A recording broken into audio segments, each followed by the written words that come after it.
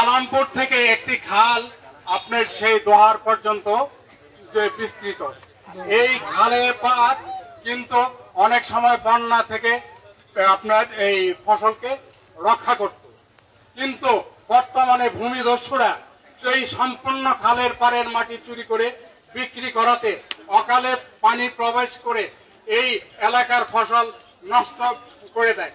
Sir, আপনাদের জানা আছে এই একটি মাত্র ফসল হয় ধান, সেই ধান প্রোডাকশন কস্ট কিন্তু অনেক। এই প্রোডাকশন কস্টের কারণে এই আমাদের দেশের যে কৃষকরা অত্যন্ত লোজার। আপনার কাছে আমাদের একটি মাত্র দাবি যে আপনাদের কাছে, আমার কাছে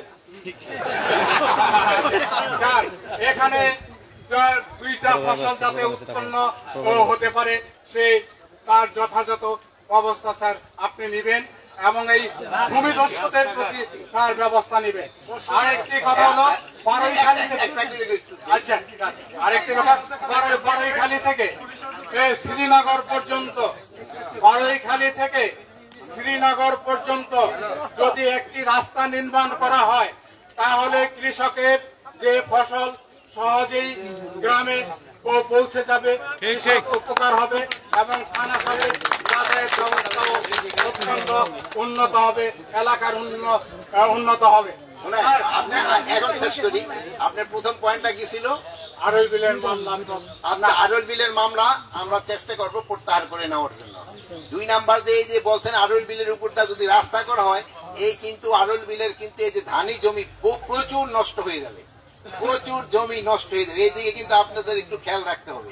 এই যদি জমি কথা শেষ করতে দেন, অনেক জমি নষ্ট হয়ে যাবে, এইদিকে একটু খেয়াল রাখতে হবে। আমরা সাইড দিয়ে রাস্তা করে নিয়ে যেতে পারি কিনা এইটার দিকে চেষ্টা করা হবে। আরেকটা কি জানি আপনি বলছেন,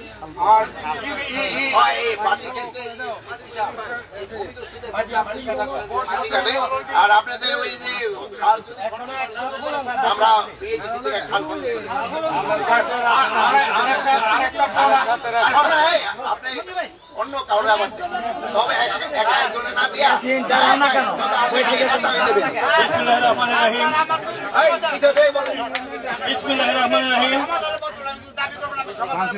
আজকে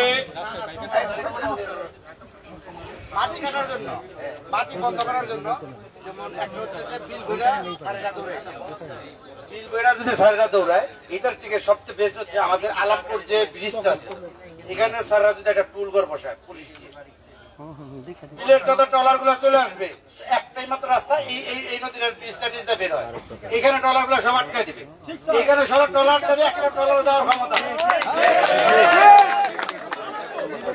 সারা বছর এখানে মাটি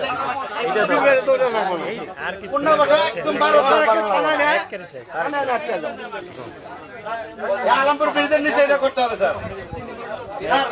আরেকটা আরেকটা বলবো, আরেকটা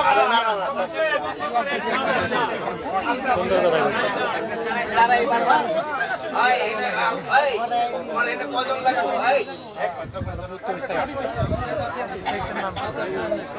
শীতলপুরে আছে,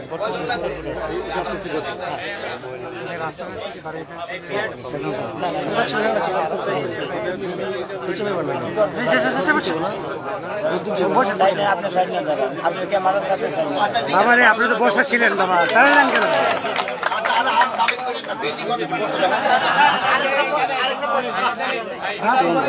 আরেকটা জিনিস হলো ভাই,